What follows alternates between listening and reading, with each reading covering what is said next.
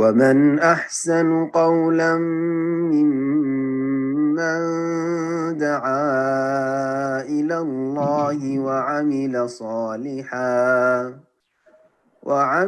صالحا وقال إنني من المسلمين.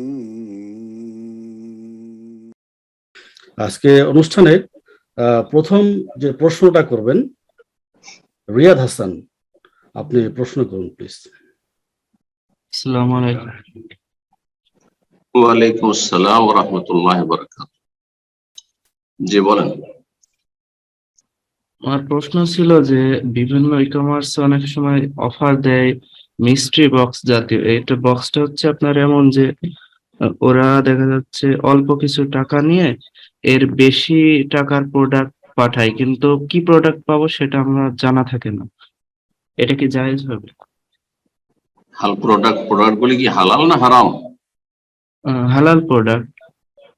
হালাল প্রোডাক্ট অল্প পয়সা নিয়ে বিভিন্ন সময় অফার দেয়, কি প্রোডাক্ট দেবো সেটা আমরা জানতে পারি না। জি জি জি, জায়েজ আছে ইনশাআল্লাহ। অফার সেটা মুসলিমদের উৎসব উপলক্ষে হোক, ঈদ উল ফিতর, ঈদ উল আজহা, রমজান, যেমন সৌদি আরবে রমজানে বেশ কিছু মাল সামনে অফার হয়, ঈদ উল ফিতর, ঈদ উল আজহায় হয়, অথবা কোনো পার্থিব কোনো ফাংশন রয়েছে, যেমন বিভিন্ন দেশে যেসব জাতীয় অনুষ্ঠান রয়েছে সেগুলো উপলক্ষে হোক, যদিও বেদাতি অনুষ্ঠান, অথবা ধরেন অমুসলিমদের, আপনি অমুসলিম দেশে বাস করছেন, অমুসলিমদের ক্রিসমাস অথবা নিউ ইয়ার, নতুন বছর নববর্ষ উপলক্ষে, আপনার বৈশাখ মাস উপলক্ষে বাঙালিদের, আর এইরকমই আপনার কি বলা হচ্ছে যে হিন্দুদের ধরেন বিভিন্ন পূজার সময় যেসব অফার দিয়ে থাকে, সেই সময় আপনি কেনাকাটা করছেন আর আপনাকে অফার দিচ্ছে, আপনি নেবেন। তাতে আপনার তাদের ধর্মীয় আচার আচরণের সাথে, ধর্মীয় তাদের অনুষ্ঠানের সাথে কোনো সম্পর্ক নেই। আপনার সম্পর্ক হচ্ছে ব্যবসা বাণিজ্যের সাথে। পণ্যটি হালাল, মাল সামান যেটি নিচ্ছেন সেটি হালাল, আর আপনি ন্যায্য পয়সা দিয়ে নিচ্ছেন, আর তাতে কিছু অতিরিক্ত গিফট দিয়ে দিচ্ছে অথবা মাল সামান বেশি দিচ্ছে, একটার জায়গায় দুটো দিচ্ছে, একটা কিনলে দুটো, জায়েজ আছে ইনশাআল্লাহ। জি, আল্লাহু আ'লাম। জাযাকাল্লাহ খায়ের। প্রশ্ন করবেন এবার আমাতুল্লাহ, প্রশ্ন করুন প্লিজ। আসসালামু আলাইকুম শাইখ। ওয়ালাইকুম আসসালাম ওয়া রাহমাতুল্লাহি ওয়া বারাকাতুহু। জি বলেন। জি, ঢাকা বাংলাদেশ থেকে বলছিলাম। আমার প্রশ্নটা হচ্ছে, আমার বাবা হচ্ছে মানে তার একটা সাইকেলের দোকান আছে। তো আমি ওই সাইকেলের দোকানটাতে দেখছি মানে বাচ্চাদের এমন কিছু সাইকেল আছে, ওইখানে দেখছি মানে মিউজিক টাইপের কিছু শব্দ ইউজ করা হয়। তো এইটা বিক্রি করে যে টাকাটা আসবে সেটা তো আমার মনে হচ্ছে না হালাল হবে, যেহেতু এখানে মিউজিক আছে। তো মানে আমার কাছে মনে হইতেছে বারবার আমি হারাম খাইতেছি, হারামের সাথে সম্পৃক্ত হয়ে যাইতেছি, আমার অন্তর কঠিন হয়ে যাইতেছে। বা মানে ধরেন একটা সময় আমারও বিয়ে হবে, বাচ্চা হবে, তো আমার কাছে মনে হচ্ছে হারামের প্রভাব তাদের উপরও থাকবে। মানে আমি এটা নিয়ে খুব অস্বস্তিতে আছি শাইখ, আমাকে একটু নাসিহা করেন এই ব্যাপারে। জি, আপনার আব্বার সাইকেলের দোকান আছে, আর যেখানে ছোট বাচ্চাদের সাইকেল বা খেলনা, ধরেন খেলনা মতো সাইকেল, এগুলোতে কিছু মিউজিক থাকে, যেহেতু অমুসলিম দেশ থেকে এগুলো তৈরি হয়ে আসছে, আর অমুসলিমদের কাছে হালাল হারামের তো কিছু নেই, সুতরাং এগুলো আসছে। আর সেটা যদি বেঁচে থাকা সম্ভব হয় যে সেই মিউজিকটাকে আমরা অফ করে দিলাম, আর তারপরে সেই মিউজিকের জায়গায় ভালো কিছু করে দিলাম, না তেলাওয়াত হোক অথবা কোনো ইসলামিক ছড়া হোক অথবা কিছু নাই হোক, তাহলে এটাই করা উচিত। যথাসাধ্য মিউজিক থেকে বেঁচে থাকা, কারণ মিউজিক হচ্ছে মাজামের শয়তানের বাদ্যযন্ত্র, যা হারাম শরীয়তে। কিন্তু তার মানে এই নয় যে আপনার বাবার সমস্ত ব্যবসা হারাম, কারণ অধিকাংশ ব্যবসা সাইকেল বিক্রি করছে, আসল হচ্ছে সাইকেল বিক্রি করছে, তো হালাল। আংশিক সামান্য 10%, 20% সামান্য যা কিছু হোক, অল্প স্বল্প কিছু হারামের সংমিশ্রণ আছে। যেমন একটা বিশাল ধরনের মুদিখানার দোকান, সবকিছু হালাল পণ্য বিক্রি হচ্ছে, আর তাতে জর্দা বিক্রি হচ্ছে, জর্দার ব্যবসা, ওই জর্দা থেকে যেটুকু ইনকাম হচ্ছে, বিড়ি সিগারেট থেকে যা ইনকাম হচ্ছে সেটুকু হারাম। তো হারামের সংমিশ্রণ আছে। আল্লাহ মাফ করুক, আল্লাহ তৌফিক দান করুক, এটা একটি বিষয়। আর আসল যে আপনার দুশ্চিন্তা যে আমি তো আমার বাবার সংসারে খাচ্ছি, তো আমার কি রুজি হারাম হচ্ছে, তাহলে এর কি কুপ্রভাব আমার উপর পড়বে, আমার আগামী প্রজন্মের উপর পড়বে না। একটা কথা মনে রাখবেন, যে ব্যক্তি সরাসরি উপার্জন করছে না, বরং অন্য কারো অধীনস্থ, আর যার অধীনস্থ তার ওপর তার ভরণ পোষণ ফরজ হয়েছে। উদাহরণস্বরূপ স্বামী, উদাহরণস্বরূপ বাবা, উদাহরণস্বরূপ ভাই। কারণ মহিলাদের ইনকাম করা আল্লাহ শরীয়তে ফরজ করেনি, তাদের দায় দায়িত্ব ভরণ পোষণের কারো না কারো উপর আল্লাহ রাব্বুল ন্যস্ত করেছে। সুতরাং আপনার বাবা যদি আপনাদের হারাম উপার্জন করেও খাওয়ায়, তো আপনাদের রুজি হারাম না, কারণ আপনার ন্যায্য অধিকার নিচ্ছেন। বাবার কাছ থেকে ন্যায্য অধিকার পাবেন যে আমার বিয়ে যতদিন হয়নি আমাকে খেতে দিতে হবে, আমাকে বস্ত্র দিতে হবে, আমাকে বাসস্থান দিতে হবে, সেটা ন্যায্য অধিকার। এইরকমই স্বামী যদি ওই রকম হারাম খায়, স্বামীর কাছে স্ত্রীর অধিকার রয়েছে তার কাছ থেকে ভরণ পোষণ যেসব প্রয়োজন রয়েছে মানুষের সেগুলি পুরোপুরি নেবে। আর সেটা স্বামীর জন্য হারাম, হয়তো হারাম রোজগার হলে, কিন্তু তার স্ত্রীর জন্য, তার ছেলে মেয়েদের জন্য হারাম নয়। তবে তার কুপ্রভাব কিছু থাকতে পারে। ওলামারা যেমন বলছেন যে হারাম যারা ভক্ষণ করে বা হারাম যারা খাওয়ায়, আর তারপরে আশা করবে ছেলে মেয়েকে হারাম খাওয়াচ্ছে হারাম উপার্জন থেকে, আর তারপরে আশা করবে যে তারা নেক হবে, এটা অনেক সময় বাধাগ্রস্ত হয়, সবসময় হয় না। খারাপ পরিবেশও ভালো ছেলে মেয়ে হচ্ছে। তো যদি এমনটা হয়তো এটা শরীয়তের একবার নিশ্চিত বিষয় হইতো, তাহলে কেউ ভালো হইতো না খারাপের ঘরে। কিন্তু খারাপের ঘর ভালো ভালো মানুষ আলহামদুলিল্লাহ আল্লাহ তৈরি করছে, আল্লাহ সৃষ্টি করেছে, সব আল্লাহর ইচ্ছে। তো যথাসাধ্য এই জন্য বেঁচে আল্লাহকে ভয় করা উচিত এবং হারামের কুপ্রভাব থেকে নিজেকে, নিজের পরিবার, ছেলে মেয়েকে, আগামী প্রজন্মকে বাঁচাবার চেষ্টা করা উচিত। বাকি আপনার জন্য আপনার বাবার কাছ থেকে খরচ খরচা নেওয়া যায়, তাতে কোনো রকমের শরীয়তে বাধা নিষেধ নেই। তবে এতটুকু নাসিহা উপদেশ দেওয়া যায় যে আব্বা এই মিউজিকটা কি অফ করে দেওয়া যায় না, এই হারামের দিকগুলি আছে সেগুলো কি সাইড করে দেওয়া যায় না, অথবা ওই জিনিসটা বিক্রি করলাম না এমনটা কি করা যায় না। আল্লাহ তৌফিক দান করুন। জি, জাযাকাল্লাহ খায়ের। প্রশ্ন করবেন শাহিদুল এস কে। প্রশ্ন করুন প্লিজ।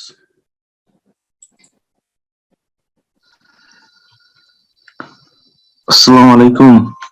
ওয়ালাইকুম আসসালাম ওয়া রাহমাতুল্লাহ। বলেন। সমগ্র থেকে আমি পশ্চিমবঙ্গ নদিয়া জেলা থেকে বলছি। আমার প্রশ্নটি হলো যে হস্তমৈথুনকারীর কি শাস্তি হবে এবং কিয়ামতের দিন কি অবস্থায় তাকে দেখা যাবে, জানাবেন ইনশাআল্লাহ। আল্লাহু আলাম। হস্তমৈথুন করা জায়েজ নাই, কিন্তু জেনার মতো কাবিরা নয়, জেনার মতো কাবিরা করা নয়। হস্তমৈথুন যারা করবে তাদের দুনিয়ারই কিছু শাস্তি রয়েছে। শরীর স্বাস্থ্য নষ্ট হয়ে যাবে, পুরুষত্ব ধীরে ধীরে হ্রাস পেয়ে যাবে, স্ত্রীর কাছে গিয়ে অপারগ হয়ে যাবে, বিয়ে শাদী করলে লজ্জিত হবে, স্ত্রী অনেক সময় হয়তো যার কারণে অপারগ হওয়ার কারণে অশান্তি হবে বা পারিবারিক অশান্তি সারা জীবন থাকবে, আর না হলে সংসার ছেড়ে দিয়ে তালাক নিয়ে চলে যাবে। এগুলি কি আযাব নয়? এগুলি আযাব। যারা হস্তমৈথুন করেছে তাদের জন্য বিভিন্ন পার্থিব আযাব রয়েছে, যে কোনো পাপের দুনিয়ারও আযাব রয়েছে আর আখিরাতেও আযাব শাস্তি থাকতে পারে। আর কিছু লোকেরা যে ক্ষেত্রে শিথিলতা অবলম্বন করেছে যে গুনাহ থেকে বাঁচার জন্য হস্তমৈথুন জায়েজ, এটি ভুল ফতোয়া। গুনাহ থেকে বাঁচার জন্য উত্তম বিকল্প রাসূলুল্লাহ সাল্লাল্লাহু আলাইহি ওয়াসাল্লাম বলেছেন, হয় বিয়ে করো, আর বিয়ে করতে যদি না পারো তাহলে তুমি বেশি বেশি সিয়াম পালন করো। সোমবার বৃহস্পতিবার সিয়াম পালন করেন, বা সবচেয়ে বেশি সিয়াম যদিও রাখতে চান তো দাউদ আলাইহিস সালামের সিয়াম পালন করেন, একদিন সিয়াম রোজা রাখেন আর একদিন বিরতি দেন, এইভাবে 6 মাস রোজা, 6 মাস পানাহার এইভাবে করেন। আল্লাহ গুনাহ থেকে বেঁচে থাকার তৌফিক দান করুক। আর বাকি আখিরাতের বিষয়ে এমন কোন সহিহ হাদিস দ্বারা কোন শাস্তি আমার জানা নেই। আর এইসব আখিরাতের বিষয়টি আল্লাহর জন্য ছেড়ে দেওয়া উচিত। আল্লাহর গফুরুর রহিম, আল্লাহ সব গুনাহ মাফ করতে পারে, বিশেষ করে তওবা করলে। আর যদি তওবা কেউ নাও করতে পারে তাহলে আল্লাহর ইচ্ছার দিন হয় আল্লাহ শাস্তি দেবেন, আর না হলে আল্লাহ মাফ করবেন। আল্লাহু আ'লাম। জাযাকাল্লাহ খায়ের। প্রশ্ন করবেন এমডি রাতুল। প্রশ্ন করুন প্লিজ।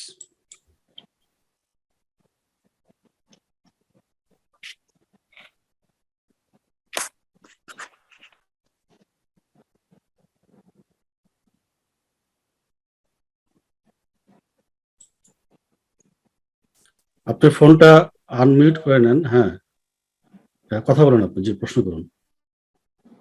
আবার মিউট হয়ে গেছে।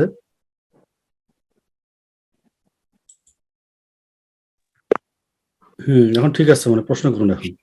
আসসালামু আলাইকুম শেখ। আমার ওয়ালাইকুম প্রশ্ন আসসালাম ওয়া রাহমাতুল্লাহ। যে জি। বিবাহ দাওয়াতে যাইয়া যে টাকা নেওয়া হয়, এই টাকা কি দেওয়া কি জায়েজ? যদি উত্তর দিতেন তাহলে উপকৃত হইতাম। জাযাকাল্লাহু খাইরান। টাকা যদি নেওয়া হয় মানে চাই, তাহলে এটি ঠিক নয়। টাকা চাইবে কেন? তো টেবিল নিয়ে বসে যাচ্ছে, চার টেবিল নিয়ে অনেক সময় বউকে বসিয়ে দিচ্ছে, সেই পাত্রীকে, হ্যাঁ, নববধূকে বসিয়ে দিচ্ছে, এটা হারাম। আর সবাই দেখছে, এটা হারাম। আর বাকি কথা হলো যে যদি টাকা নেই বলে না, টাকা দাওয়াত খেলে টাকা দিয়ে যেতে হবে, তো সেটাও জায়েজ নাই। এটা শরীয়তের তরিকা নাই। অলিমা খাওয়াইতে হবে বিল্লাহ, নবী সাল্লাল্লাহু আলাইহি ওয়াসাল্লামের সুন্নাত, এই সুন্নত কাজ করতে হবে।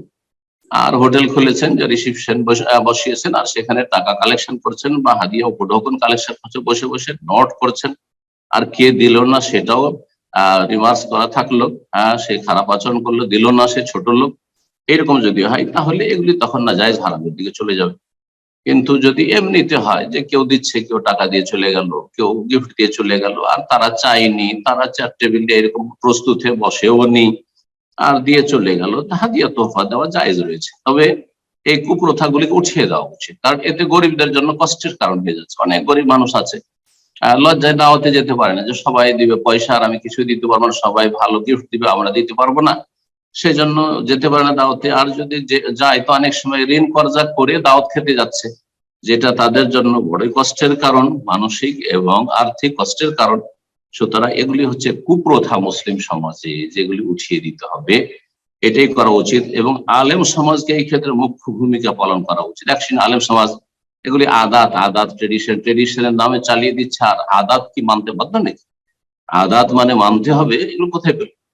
তো কথা হচ্ছে যে আদাত যদি সেখানে জুলমের দিক, খারাপের দিক আর গুনহার দিক না থাকে, কারো সাথে অবিচার হচ্ছে না, সীমা লঙ্ঘন হয়ে যাচ্ছে না, জুলম অত্যাচার হয়ে যাচ্ছে না, কারো শোষণ হয়ে যাচ্ছে না, তাহলে তখন আদাত কিছু প্রথা আছে, সেগুলি শরীয়ত বিরোধী নয়, সেগুলি তখন করা যেতে পারে, কেউ করলে করতে পারে। কিন্তু আদাতের নাম দিয়ে আপনি নাজায়েজ কাজ চালাবেন আর জুলম অত্যাচার করবেন গরিবদের উপর, গরিবদেরকে আপনি লজ্জায় ফেলে দেবেন, হ্যাঁ, মানসিক, শারীরিক, সামাজিক ভাবে তারা লাঞ্ছিত থাকবে, এসব জায়েজ নয়। আল্লাহ বুঝার তৌফিক দান করুন। এই জন্য যাদের বাড়িতে বিয়ে হয় তাদেরকে বলুন যে আপনারা এরকম কাজ করবেন না। বাকি আপনাকে যদি দাওয়াত দেয় আর মনে করেন যে আমি যখন দাওয়াত খেতে আসছি কিছু হাদিয়া দেবো, দিতে পারেন, জায়েজ আছে। তাহা দাও তাহাব্বু, নবী সাল্লাল্লাহু আলাইহি ওয়াসাল্লাম বলেছেন তোমরা একে অপরকে উপঢৌকন গিফট দাও, তাতে পরস্পর ভালোবাসা সম্প্রীতি তৈরি হবে। আল্লাহ তৌফিক দান করুন। জি, জাযাকাল্লাহ খায়ের। প্রশ্ন করবেন খালিলুর রহমান, আনমিউট করে প্রশ্ন করুন প্লিজ।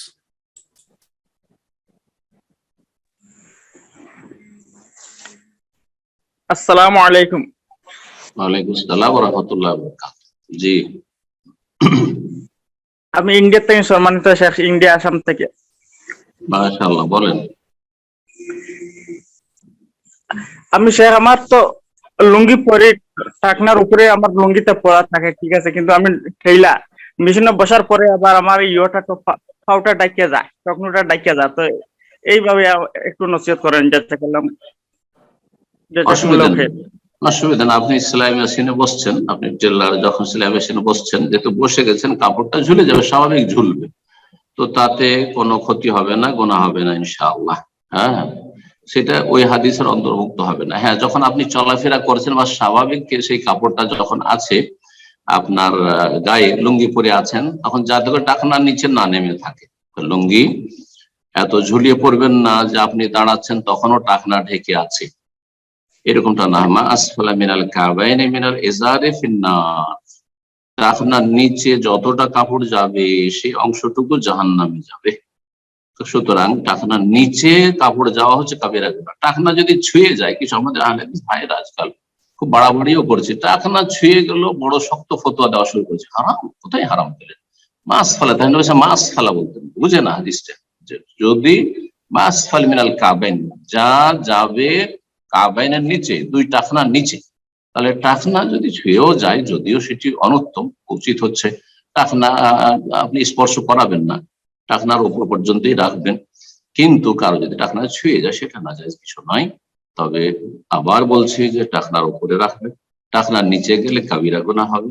আর সেটা অহংকারে হোক অথবা বিনা অহংকারে হোক, ইচ্ছাকৃত যদি হয়, ওই রকম ভাবে কাপড় তৈরি করেছেন, প্যান্ট তৈরি করেছেন, জুব্বা তৈরি করেছেন, লুঙ্গি তৈরি করেছেন, এক শ্রেণীর সুবিধা বলছে জুব্বাতে জায়েজ, প্যান্টে শুধু জায়েজ নয়, এইসব মন করা হাওয়া, এরা হচ্ছে কুপ্রবৃত্তির অনুসারী। তো প্যান্ট বাবুরা বলবে যে প্যান্টে জায়েজ, না না, জুব্বাওয়ালারা যদি বলে জুব্বা জায়েজ, তাহলে প্যান্টওয়ালারা বলবে যে প্যান্ট জায়েজ।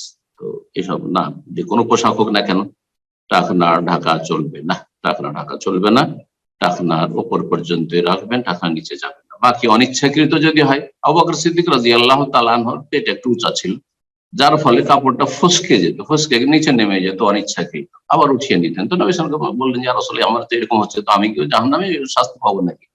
বললেন যে আনতা লাস্তা, তুমি তাদের অন্তর্ভুক্ত না। তাহলে বোঝা যাচ্ছে অনিচ্ছাকৃত যদি হয় তাহলে অসুবিধা নেই, সাথে সাথে উঠিয়ে নেবে। অনেক সময় ঢিলা প্যান্ট থাকে বা লুঙ্গি ঢিলা হয়ে গেছে, নিচে নেমে গেছে, সাথে সাথে উঠিয়ে নেবেন। আল্লাহ তৌফিক দান করুন। জি, জাযাকাল্লাহ খায়ের। প্রশ্ন করবেন এমডি জাসিম, প্রশ্ন করুন প্লিজ।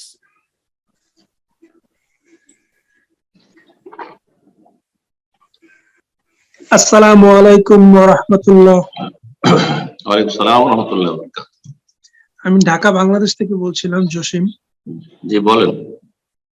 আমার প্রশ্ন হচ্ছে যে বিদেশ থেকে যে বিকাশের মাধ্যমে টাকা পাঠায়, এই টাকার যে বিজনেসটা করে, এইটা কি করা হালাল কিনা হারাম জানতে চাই, কারণ অনেক সময় বিকাশ, ওদিক থেকে জি জি জি, হয়েছে। মানে ওদিক বিদেশ থেকে যেমন টাকাটা বিদেশ থেকে ওই বিকাশের এজেন্টের মাধ্যমে না পাঠিয়ে বাংলাদেশে যে লোক আছে ওর কাছে বলে যে তোমরা টাকাটা দিয়ে দাও, তুমি বিদেশে গেলে আমার কাছ থেকে এই টাকাটা নিয়ে নেবে। যেমন বিকাশ হুন্ডির মতোই, হুন্ডি জায়েজ নয়।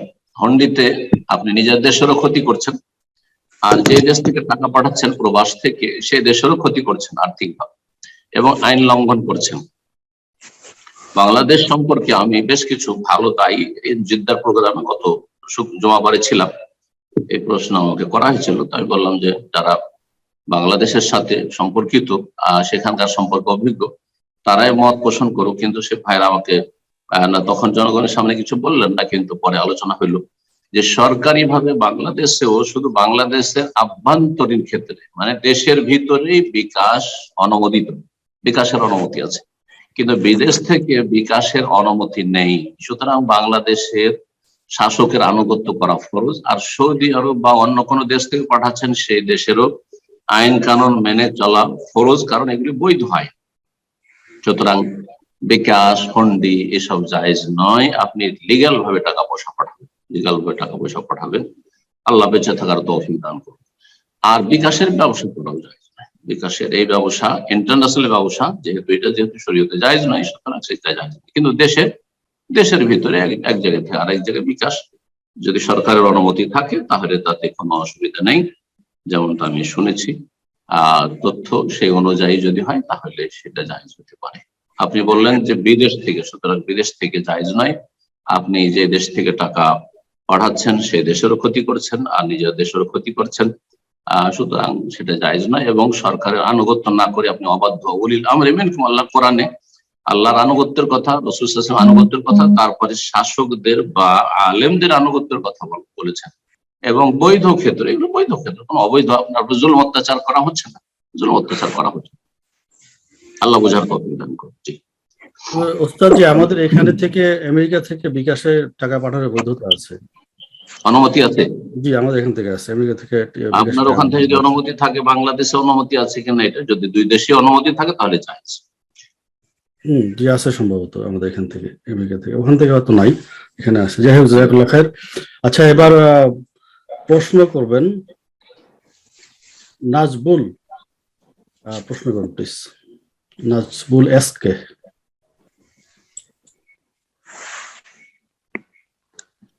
আসসালামু আলাইকুম ওয়া রাহমাতুল্লাহ। ওয়ালাইকুম আসসালাম ওয়া রাহমাতুল্লাহি ওয়া বারাকাতুহু। জি সম্মানিত শায়েখ, আমি পশ্চিমবঙ্গের নদিয়া থেকে বলছি। আমার প্রশ্ন হলো, আমার আমার আব্বা হাঁড়ি, কাঁসা, পিতল এসবের ব্যবসা করে। মানে এই মাসালাটা আগে জানিনি, আপনার বক্তব্য দিয়েই শুনলাম যে কাঁসার কিংবা হাঁড়ি, স্টিলের এগুলো পরিবর্তে যদি দেয়, সেগুলোকে সেই পরিবর্তে নতুন দিতে পারবে, এই বিষয়টা, না আগে কিনে নেবে তারপর নতুনটা বিক্রি করবে? আর এভাবে কিভাবে আমার আব্বা বিক্রি করে সেটাও জানি না, মানে ফোন করবো বলে আর মানে পুরাতন কাঁসার বাসন, হ্যাঁ, বা হ্যাঁ পিতলের বাসন এর বদলে হ্যাঁ নতুন নতুন দিচ্ছে, তাই না? হ্যাঁ হ্যাঁ হ্যাঁ যদি এমনটা হয় তাহলে আগে পুরানা ভাঙড়ি কিনে নেবে, পুরানা গুলো পুরানো রেটে কিনে নেবে, আর তারপরে নতুন গুলো বিক্রি করবে নতুনের রেটে। এটা হচ্ছে নিরাপদ। জি, ব্যবসা হালাল করে।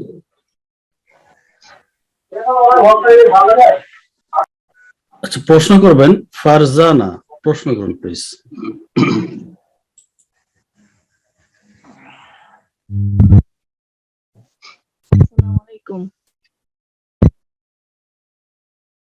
সাউন্ডটা ভালো আসছে না, একটু মাইকটা ঠিক করে নেন। আসসালামু আলাইকুম। ওয়ালাইকুম আসসালাম ওয়া রাহমাতুল্লাহি ওয়া বারাকাতুহু। জি বলেন। ঢাকা বাংলাদেশ থেকে বলছি। আমার প্রশ্ন হচ্ছে আমার কোথা থেকে? শোনা যাচ্ছে না, আওয়াজে ডিস্টার্ব। ফারজানা, আপনার মাইকটা ঠিক করে নেন, ডিস্টার্ব হচ্ছে, আমরা শুনতে পাচ্ছি না, আমাদের ওস্তাদ জি শুনতে পাচ্ছেন না। সিস্টার ফারজানা, আপনি শুনছেন? জি শুনতে পাচ্ছি। জি, আপনি মাইকটা ঠিক করে নেন, ব্যাকগ্রাউন্ড সাউন্ড আসছে, আমরা বুঝতে পারছি না। আমি ঢাকা বাংলাদেশ থেকে বলছি। জি বলেন, প্রশ্ন করেন।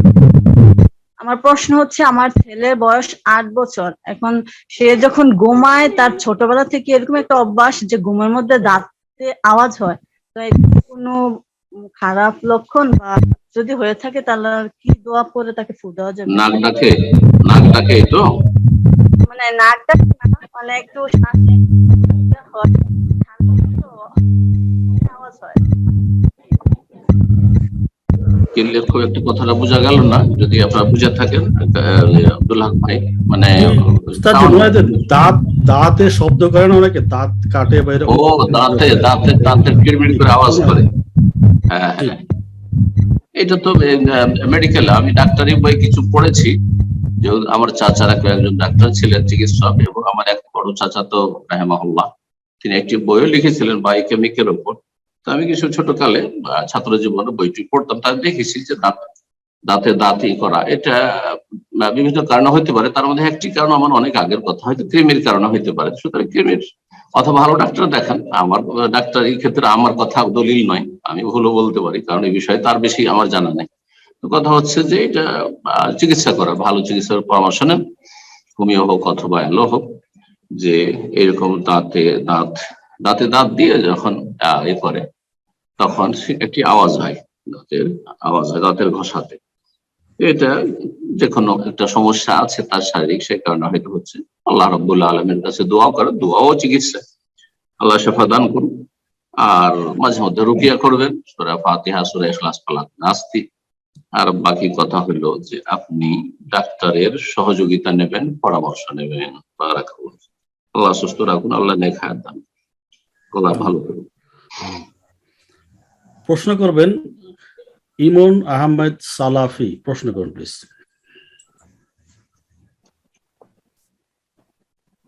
জি, আসসালামু আলাইকুম ওয়া রাহমাতুল্লাহি ওয়া বারাকাতুহু। সম্মানিত শেখ, ভালো আছেন? আসসালামু আলাইকুম ওয়া রাহমাতুল্লাহি ওয়া বারাকাতুহু। জি বলেন। শেখ, আমি বাংলাদেশ নারায়ণগঞ্জ থেকে বলছিলাম।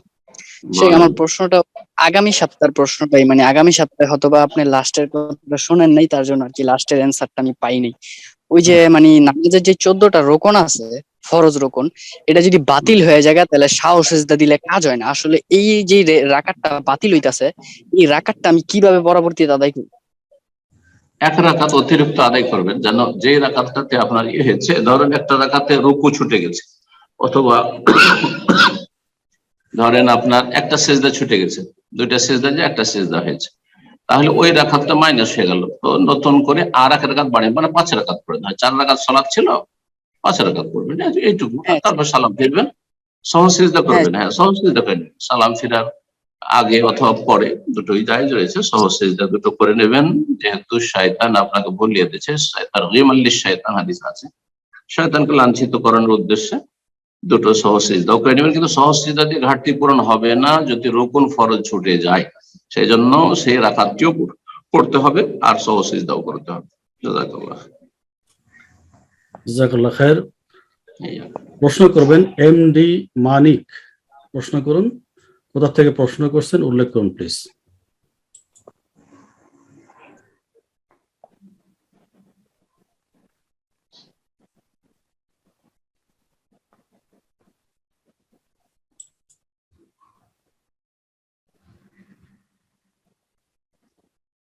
জি বলেন। আনমিউট হচ্ছে না কেন তার বুঝলাম না। আপনি আপনি একটা আনমিউট করে প্রশ্ন করুন। এমডি মানিক, আপনার ডিভাইস আনমিউট করে প্রশ্ন করুন।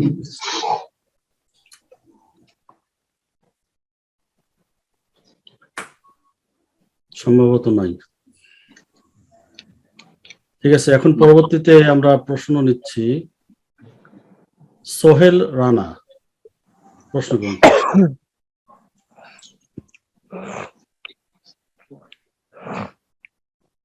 আসসালামু আলাইকুম স্যার।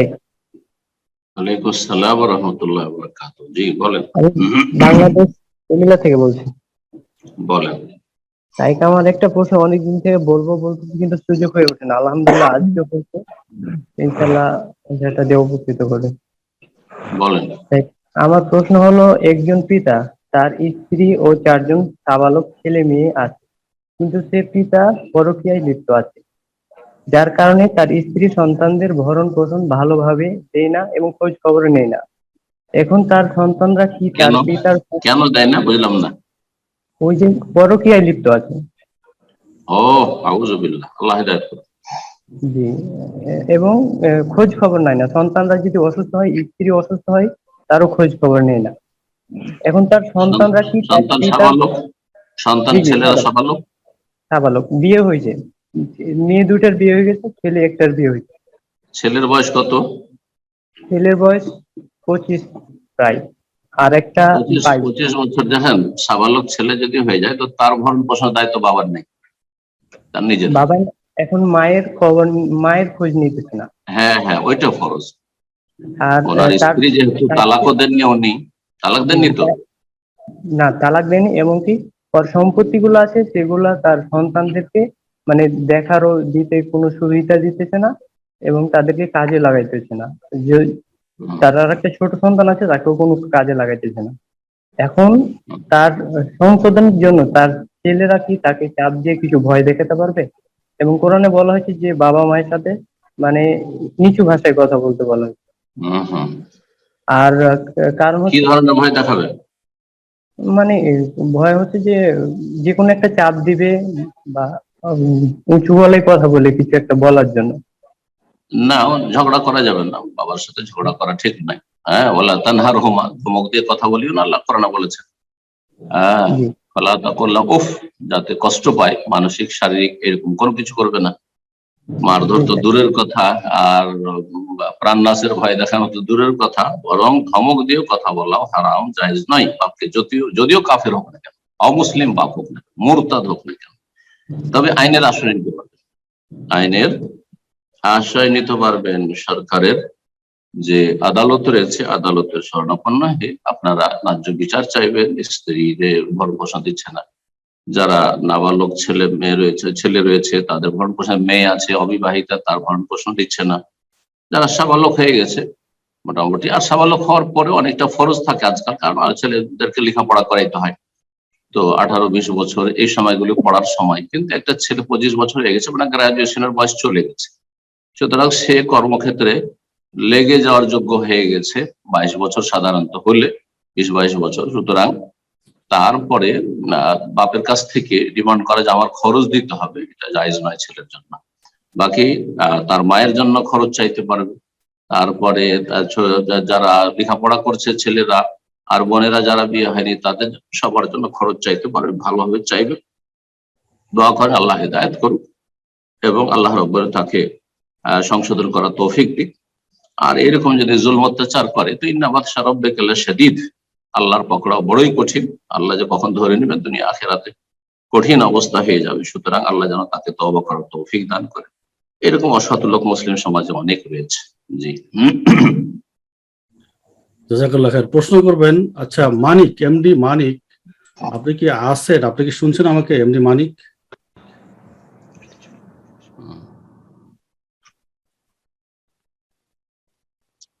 এমডি মানিক আর কাউকে দেন নাই। ওকে, প্রশ্ন করবেন আলামিন মোল্লা, প্রশ্ন করুন প্লিজ।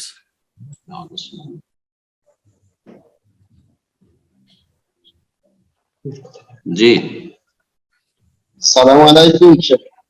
ওয়ালাইকুম আসসালাম ওয়া রাহমাতুল্লাহি ওয়া বারাকাতুহু। বলেন। শেখ বাহরাইন থেকে বলছিলাম। বাহরাইন? আমার প্রশ্ন বাহরাইন থেকে, বাহরাইন। জি জি বলেন। আমার প্রশ্ন হচ্ছে শয়তান সম্পর্কে। আপনি একটা ভিডিওতে শয়তান থেকে বাঁচার 10টা উপায় অবলম্বন করতে বলছিলেন। কেউ যদি সেই 10টা উপায় বা আরো কিছু উপায় অবলম্বন করে, তাহলে যখন আমরা ঘরে প্রবেশ করি বা খানা খাই, তখন যদি ওগুলো আদায় করি সঠিক মতো, তাহলে শয়তান কি আমাদের কোনো ক্ষতি করতে পারবে কিনা, বা শয়তান কি আমাদের সাথে ওই নির্দিষ্ট একটাই শয়তানই, বা নাকি অন্য কোনো যে কোনো শয়তান আমাদের আইসে আমাদের ক্ষতি করতে পারে যে কোনো থেকে? যেহেতু আমরা একজনের ভিতরে অনেক অমুসলিমও থাকি, আবার পরিবারেও দেখা যায় অনেক সময় দেখা যায় সাথে খানা খাইলে দেখা যায় একজন বিসমিল্লাহ বলছে আরেকজনের বলে নাই, তাহলে কি তখন অন্য কোনো শয়তান কি আমার থেকে খানা খাইতে পারবো, বা আমারও কি কোনো ক্ষতি করতে পারবো নাকি, যেহেতু আমরা অমুসলিমের সাথে থাকি একসাথে রুমের ভিতরে? শয়তান ক্ষতি করে বিভিন্ন সময়, সব সময় শয়তান ক্ষতি করতে পারে না। ভালো মানুষ যারা সব সময় ভালো কাজে থাকে অথবা কোনো হারাম কাজে থাকে না, তাদের যারা পাপী নয় তাদের সাধারণত ক্ষতি করতে পারে না শয়তান, বরং শয়তান তাদেরকে ভয় পায়, শয়তান তাদেরকে ভয় পায়। আর সবচেয়ে ভালো গুণ হচ্ছে একজন মুসলিমের তৌহিদ, যার তৌহিদ ঠিক আছে, শিরকি আকীদা বেদাতি আকীদা নেই, তার কাছে শয়তান আসতে পারে না।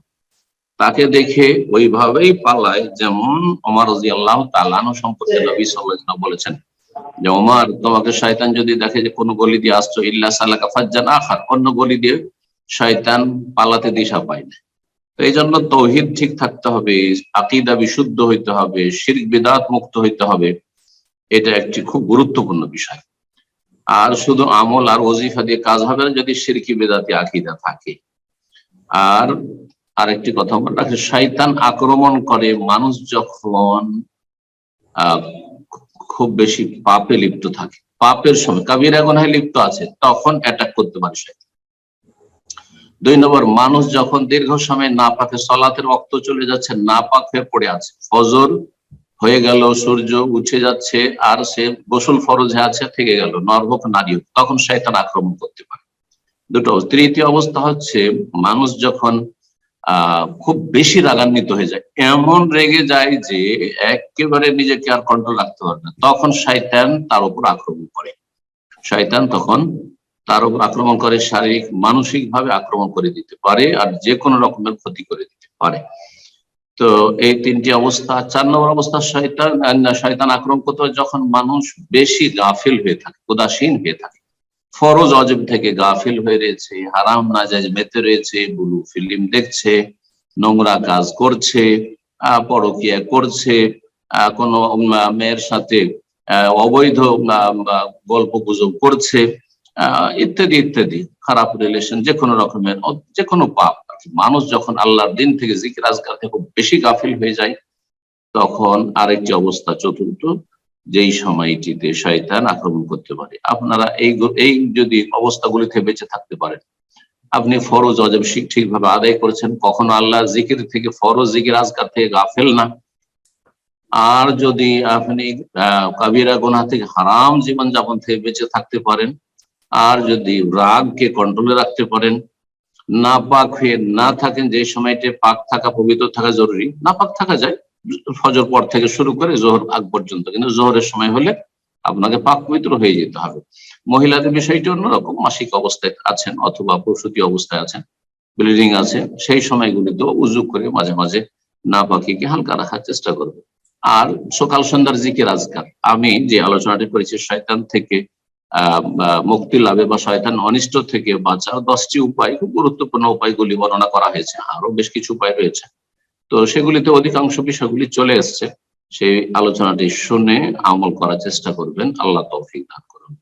শয়তান থেকে, যে কোনো শয়তান থেকে, দূরের শয়তান, আজকে নাই যে শয়তান, সে কালকে চলে আসতে পারে, মানুষের মতোই। যে মানুষগুলি আপনার শহরে আজকে নেই, কালকে আসতে পারে, আপনার আশেপাশে এসে বাসা নিতে পারে, ঠিক তেমন। সুতরাং যে বললেন যে শয়তান থেকে, যে শয়তানগুলি আশেপাশে আছে, বেঁচে আছি, অন্য শয়তানকে আক্রমণ করে, হ্যাঁ, যে কোনো শয়তান আক্রমণ করতে পারে, কিন্তু সকাল সন্ধ্যার জিকির যদি ঠিক থাকে, ঘুমের আগের জিকির আজকার ঠিক রয়েছে, এগুলি তো সুন্নত, সুন্নত মোস্তাহাব কাজ। তার আগে ফরজ ওয়াজিব ঠিক আছে, হারাম কাবিরা তে আপনি নেই। আর যদি বাই চান্স কখনো ভুল হয়ে যায় তো আপনি সংশোধন করছেন, তওবা করছেন, আশা করা যায় শয়তান আপনার থেকে পালায়ন করবে। জি, আল্লাহ হেফাজত করুন শয়তান। জাযাকাল্লাহ খায়ের। তাজিমুল তুষার প্রশ্ন করুন প্লিজ।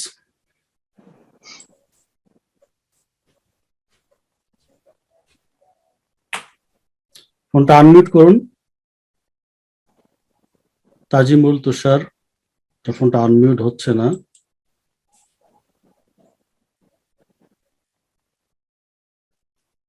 অন্য কাউকে দেন। ঠিক আছে। মোকাম্মেল শেখ, আপনি আনমিউট করুন, প্রশ্ন করুন প্লিজ।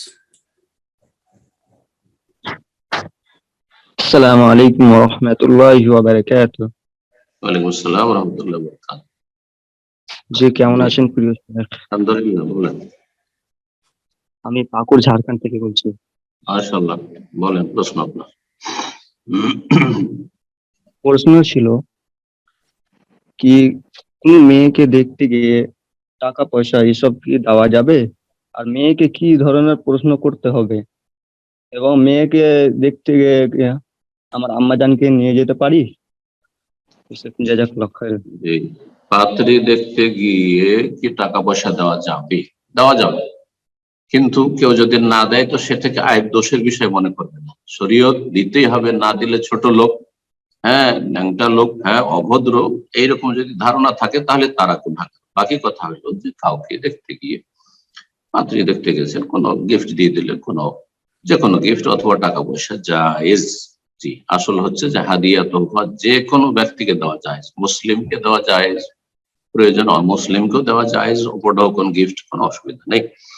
পাত্রী দেখতে গেছেন, দিয়ে দিলেন, সেখানে ফিতনার আশঙ্কা নেই, সবার সামনে দিবেন। এমন নয় যে নির্জনে আবার পার্সোনাল যোগাযোগ করে মোবাইল কিনে দিচ্ছেন আর লাইন ঘাট করছেন, এসব হারাম অবস্থা। নির্জনে যারা ভালো মানুষ, সৎ মানুষ, তারা সদর দরজা দিয়ে কারো বাড়িতে প্রবেশ করবে, অর্থাৎ অভিভাবকের মাধ্যমে আসবে, তার ভাইয়ের সাথে তার বাবার সাথে যোগাযোগ করে আসবে। আর যারা অসৎ চরিত্রহীন তারা গোপন দরজা দিয়ে চোরের মতো ঢুকবে, অর্থাৎ লুকিয়ে লুকিয়ে গোপনে আপনার প্রেমের চেষ্টা করবে আর তার সাথে নির্জনে কথা বলবে না। যতক্ষণ বিয়ে হয়নি নির্জনে কোনো কথা বলা, সবার সামনে কথা বলা।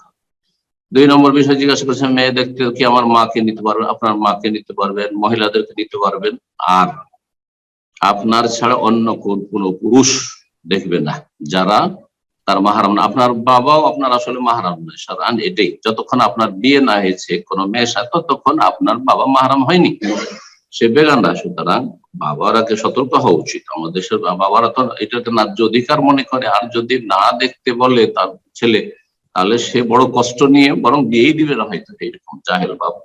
তো আল্লাহ বুঝার বিষয়টি তৌফিক দান করুন। মূলত আপনি দেখবেন ফানজুর ইলাইহা, পাত্রকে যে বিয়ে করতে ইচ্ছুক প্রস্তাবদাতা সেই ছেলেকে দেখতে পাচ্ছেন নবী সাল্লাল্লাহু আলাইহি ওয়াসাল্লাম, কারণ তার চয়েস।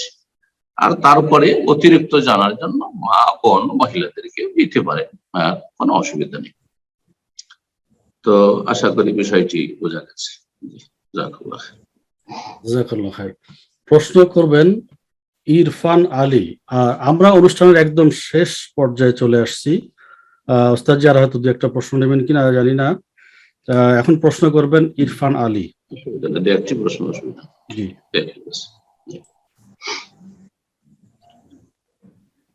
আসসালামু আলাইকুম ওয়া রাহমাতুল্লাহি ওয়া বারাকাতুহু। সম্মানিত শেখ, আসসালামু ওয়া রাহমাতুল্লাহি ওয়া বারাকাতুহু। জি বলেন। আমি ইন্ডিয়া ওয়েস্ট বেঙ্গল থেকে বলছি। বলেন। বলছি যে আমি 4-5 বছর আগে বিয়ে করেছি। হ্যাঁ, তো বিয়ে করার পরে আমি আল্লাহর রহমতে আল্লাহর হেদায়েত পেয়েছি। তো এখন আমার স্ত্রী সালাত আদায় করে, আমিও করি আলহামদুলিল্লাহ। তো পর্দার ক্ষেত্রে আমার স্ত্রী একটু মানে গাফেল থাকে, যেরকম বাইরে কাজকর্ম করে বাড়ির বাইরে, তো মাথায় ওড়নাটা ভালো মাথায় ওড়নাটা ভালো করে নেয় না।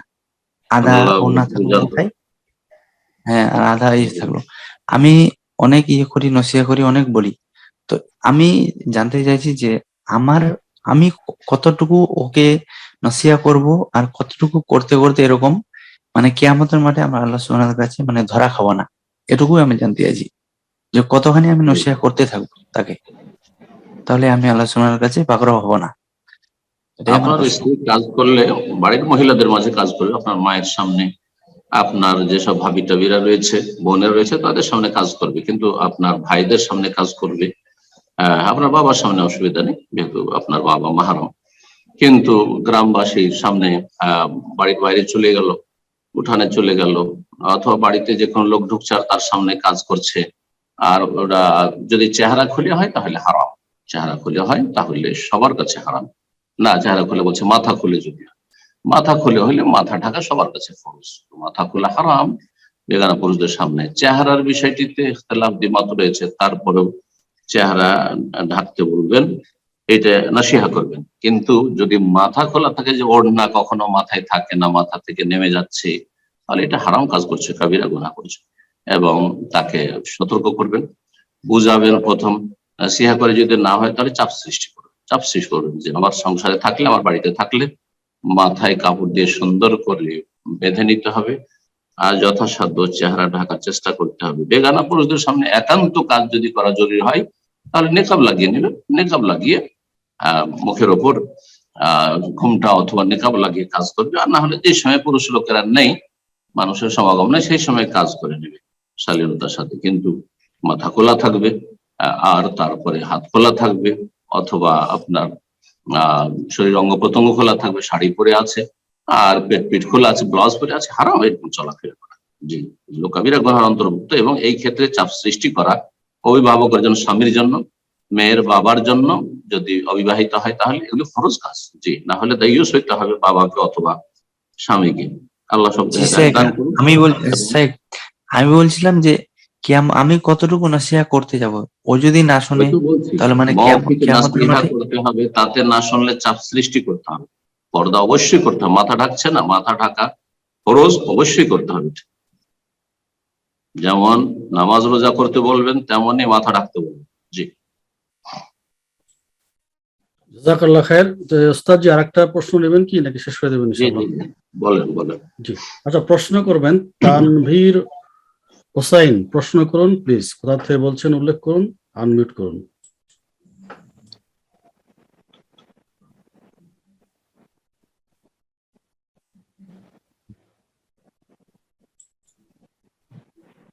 তানভীর হোসাইন, আপনি শুনছেন?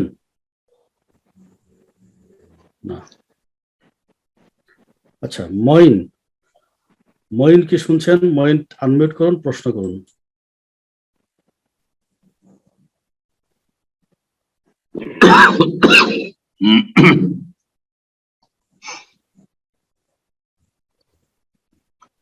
সব নতুন মানুষ হয়তো। আবার জি, প্রশ্ন করুন, আপনি আনমিউট আছেন, প্রশ্ন করুন। আসসালামু আলাইকুম ওয়া রাহমাতুল্লাহ। শাইখ, আমি নিউ ইয়র্ক থেকে বলছি। জি, কোত্থেকে? নিউ ইয়র্ক থেকে বলছি। নিউ ইয়র্ক থেকে, আচ্ছা আচ্ছা, মঈন ভাই বলেন। শাইখ, আমার প্রশ্ন হলো, আমাদের পাশে ইজিপশিয়ান একটা মসজিদ আছে, তো ওই মসজিদে ওনারা শুক্রবারে বৃষ্টি হলে জুমার নামাজ একসাথে করে দেয়। এটা কি নামাজ কি করে? আসর নামাজ যেমন সাথে পড়িয়ে দেয়। আচ্ছা আচ্ছা, জমা করে দেয়, জমা বাইরে সালাত। হ্যাঁ, ওনাদেরকে দুইবারে বলা হয়েছে, ওনারা শুনতেছে না। এটা কতটুকু জায়েজ? মাসলাটিতে ইখতিলাফ রয়েছে, মাসলা ইখতিলাফ রয়েছে। জুমার সাথে আসরকে জমা করা যাবে কিনা জুমা বাদে। একদল বলছেন না, জুমার সাথে জমা করা যাবে না, যোহর আসর, যেহেতু নবী সাল্লাল্লাহু আলাইহি সাল্লামের আমল দ্বারা প্রমাণিত যে জামা বাইনা যোহরি ওয়াল আসরি ওয়া বাইনাল মাগরিব ওয়াল ইশা, যোহর আসর জমা করেছেন, মাগরিব ইশা জমা করেছেন। সুতরাং যোহর আসর হলে জমা করা যাবে। বর্ষা বৃষ্টিতে, ঝড় তুফানে, ইত্যাদি ইত্যাদি ভয় ভীতিতে প্রয়োজন হলে বর্ষা বৃষ্টি এত হইতে হবে যাতে ভিজে যাচ্ছে, যদি মসজিদে যাওয়া যায় তো সেই ব্যক্তি ভিজে যাবে, তার কাপড় চোপড় ভিজে যাবে। এই আপনাদের দেশে স্নো পড়ছে আর বরফ এত বেশি যে রাস্তাঘাট নিরাপদ নয়, রাস্তাঘাট পার করে যাওয়া সম্ভব নয়, বা প্রচন্ড ঠান্ডা যেখানে প্রাণনাশের বা রোগ বেড়ে যাওয়ার আশঙ্কা রয়েছে, তাহলে জামা বাইনে একবার গেলেন, জোহরে আসর পড়ে চলে আসলেন, মাগরিবের সাথে এশা পড়ে চলে আসলেন, অথবা মুয়াজ্জিন বলেই দিল যে আলা সাল্লু ফির রিহাল, তোমরা বাড়িতে নামাজ পড়ে আমার বাড়িতে পড়ে, জামাত তখন আর ফরজ থাকে না। মসজিদে চলে গেছেন তখন জমা করে নেবেন, মসজিদে যেতে পারেননি আর এরকম পরিস্থিতি, তাহলে বাড়িতে পড়ে নেবেন। মুয়াজ্জিন আজানের মাঝখানে অথবা শেষে বলবে আলা সাল্লু ফিল বুয়ুত ওয়া সাল্লু ফি বুয়ুতিকুম, তোমরা বাড়িতে সালাত পড়ে নাও।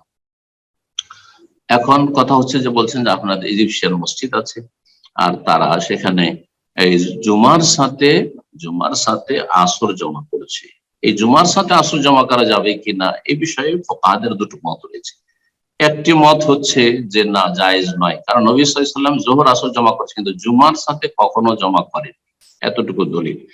আর একটি বিষয় হচ্ছে যে জুম্মা জোহরের কোন ক্ষেত্রে হচ্ছে জোহরের মতোই, জোহরের সাথে সাদৃশ্যতা আছে, কিন্তু অনেকগুলি ক্ষেত্র রয়েছে জুম্মা এবং জোহরের দুটোতে পার্থক্য রয়েছে। যেমন জুম্মা হচ্ছে 2 রাকাত, জোহর হচ্ছে 4 রাকাত। জুম্মা কাবলা জাওয়াল ও হাম্বলি মাযহাবে জায়েজ, জাওয়ালের আগে, মাথার উপর থেকে সূর্য ওঠার আগে, কিন্তু জোহর জায়েজ নয়। তো এইভাবে বিভিন্ন পার্থক্যগুলি রয়েছে, যার ফলে তারা বলছেন, আর তাদের মধ্যে বড় আলেম ইমাম শেখ আব্দুল আজিজ বিন বাজ রাহমাতুল্লাহ আলাইহি তিনি বলছেন যে জোহরের সাথে আসর জমা তো চলবে, কিন্তু জুমার সাথে আসর জমা করা জায়েজ নয় তার কাছে। কিন্তু অনেক আরো ওলামারাও বলছেন আর অনেক ফুকাহারাই বলেছেন যে জমা করা যাবে, জোহর আসর যেমন জমা করা যাবে তেমনি জুমার সাথে আসর জমা করা যাবে। সেই জন্য বিষয়টিতে এমন বিষয় নয় যে একেবারে সালাত বাতিল হয়ে যাবে। ইখতিলাফি মাসলা, দৃষ্টিভঙ্গির পার্থক্য। যারা বলছেন জমা করা যাবে তারা বলছেন যে জোহরেরই তো বিকল্প হচ্ছে জুমা পড়লাম সেজন্য তার জোহর পড়তে হচ্ছে না, সুতরাং জুমার সাথে জমা করতে অসুবিধাটা কি? নবী সাল্লাল্লাহু জমা করেননি তো কি হলো, কিন্তু প্রয়োজন হয়নি হয়তো জুমার দিনে, সেই জন্য জমা করেননি, এই কথা তারা বলছেন। সুতরাং বিষয়টিতে বাড়াবাড়ি করার কোনো প্রয়োজন নেই। সেই মসজিদ যদি সালাত আদায় করেন আর যদি সেখানে জমা করেও নেন অসুবিধা নেই। অনেক সময় পরিস্থিতি বাধ্য করে, জুমার দিন মক্কা থেকে অনেক ভাইরা বেরোচ্ছেন, মদিনা থেকে বেরিয়ে যাচ্ছেন, আর বাস ছেড়ে দিবে, অনেক সময় বারবার নামা অসুবিধা, হয়তো কষ্টের বিষয়, সুতরাং জমা করে নিল কেউ। অনেক ওলামারা বলছেন জায়েজ রয়েছে। তো মাসলাই জটিল ইখতিলাফ রয়েছে, ইখতিলাফ এই নয় যে একটি হক আর একটি বাতিল, যেখানে ফিকহি মাসাইল ইখতিলাফ আছে আর দলিল 18-19 একটু পার্থক্য রয়েছে, 19-20 পার্থক্য রয়েছে, সেই ক্ষেত্রে কঠোরতা ঠিক হবে না। সুতরাং যদি কারো মতে, আর সেসব ওলামা যারা ওখানে জমা করেছেন জুমার সাথে তাদের মতে জায়েজ, সুতরাং জায়েজ।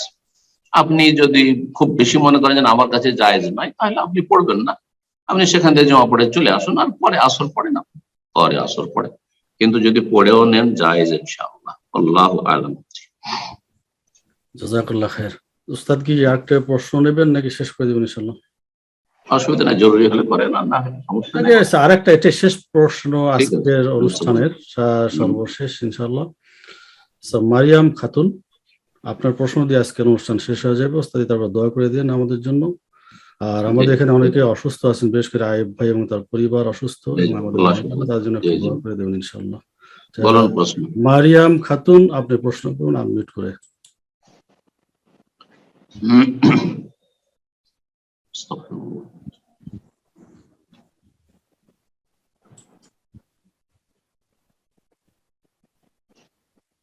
জি বলেন।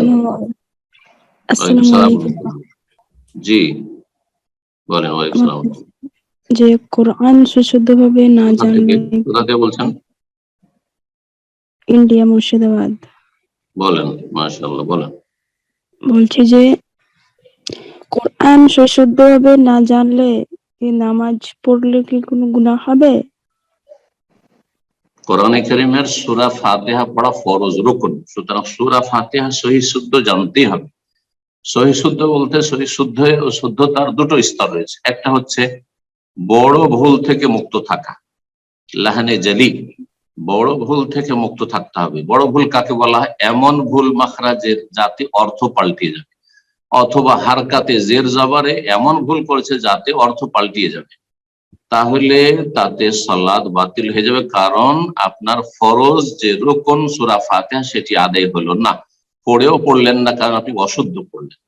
আরেকটি হচ্ছে অলংকারমূলক আপনার শুদ্ধতা কোরআন তেলাওয়াতের, সেটা হচ্ছে যেমন যেসব অলংকারমূলক কায়দা কানুন রয়েছে তাজবিদের, যেমন আপনার গুন্না, কোথাও গুন্না হবে, এদগাম হবে, কোথাও কালব ইকলাব হবে, আর কোথাও আপনার এজহার হবে, কোন জায়গায় ইখফা হবে। তো এগুলি কোন জায়গায় মদ হবে, দলিন মদ হবে, মধ্যে লাজিম হবে, মধ্যে আপনার আরেজ হবে ইত্যাদি। এগুলোতে যদি ভুল ভ্রান্তি হয় তাতে সলাৎ হয়ে যাবে, কারণ সেগুলি ফরজ নয়, সেগুলি হচ্ছে মুস্তাহাব। মুস্তাহাব। তো আশা করি বিষয়টি বোঝা গেছে। তারপরে অন্যান্য সূরা পড়তে গিয়ে যদি ভুলও হয়ে যায় বা নাও পড়ে, যেহেতু সুন্নত, সালাত হয়ে যাবে। সর্বনিম্ন তার ফরজ আদায় হয়ে গেছে সূরা ফাতিহা পড়ার মাধ্যমে।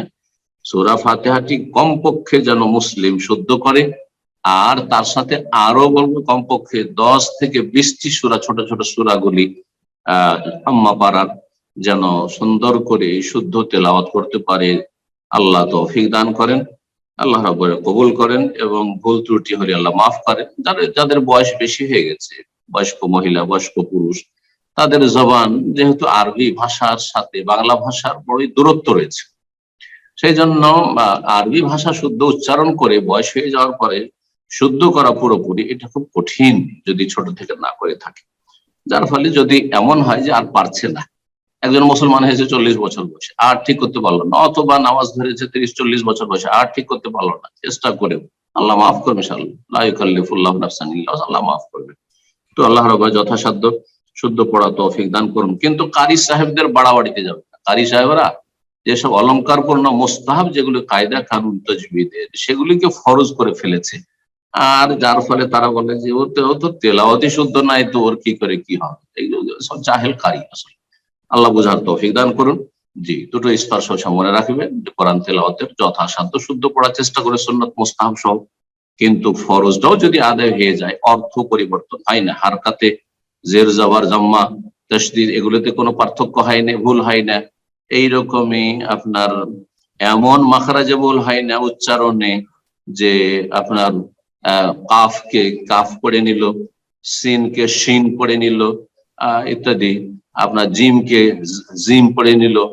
এইরকম যদি করে তাহলে অর্থ পাল্টে যাবে, তখন সালাত বাতিল হয়ে যাবে। আল্লাহ বুঝার তৌফিক দান করুন, মধ্যম পন্থা অবলম্বনের তৌফিক দান করুন, যথাসাধ্য দিন শিখার এবং সে অনুযায়ী আমলের আল্লাহ তৌফিক দান করুন। কোরআন কারীমের বিশুদ্ধ তেলাওয়াত এবং কোরআন কারীমের অর্থ বুঝার তৌফিক দান করুন, এবং কোরআন কারীমের প্রতি আমল করে তার দিকে দাওয়াত দেওয়ার প্রতিটি মুসলিমকে আল্লাহ তৌফিক দান করুন। সমস্ত গুনাহ খাতা আল্লাহ মাফ করুন। আজকে শেষখানে দোয়া করছি, আমাদের যেসব ভাই বোনেরা বিশেষ করে আজকে হাজির হয়েছেন আমাদের সাথে, সরাসরি অথবা পরোক্ষভাবে হাজির রয়েছেন, বিভিন্ন ভাবে যে প্রচার করা হচ্ছে সেগুলিতে আল্লাহ তাদের উত্তম প্রতিদান দান করেন, বালা মুসিবত থেকে মুক্ত রাখেন, অসুস্থ থাকলে আল্লাহ সুস্থ করে দেন, আত্মীয় স্বজন যারা দুনিয়া থেকে চলে গেছে তাদের উপর রহম করে জান্নাতুল ফেরদৌস দান করেন। আর বিভিন্ন দেশে প্রচন্ড ঠান্ডার কারণে মানুষরা ক্ষতিগ্রস্ত, আল্লাহ রাব্বুল আলামিন মানুষের হেফাজত করেন, বিশেষ করে উম্মতে মুসলিম আর মুসলিম ভাই বোনদের আল্লাহ হেফাজত করেন। আর যাদের বদ আকিদা, ভ্রান্ত আকিদা রয়েছে মুসলিম সমাজের, তাদেরকে আল্লাহ হিদায়াত নসিব করেন, এবং যেসব বেদাতপন্থী আলেম সমাজ জাতিকে গুমরাহ করেছে তাদের অনিষ্ট থেকে আল্লাহ হেফাজত করেন। কোরআন সুন্নাহ শেখার এবং কোরআন সুন্নাহ মোতাবেক আমল করার, কোরআন সুন্নাহর দিকে মানহাজে সালাফে সালেহিনের আদর্শের দিকে দাওয়াত দেওয়ার আল্লাহ রাব্বুল উত্তম পন্থায় তৌফিক দান করেন। সুবহান রাব্বিকা রাব্বিল ইজ্জাতি আম্মা ইয়াসিফুন ওয়া সালামুন আলাল মুরসালিন ওয়ালহামদুলিল্লাহি রাব্বিল আলামিন।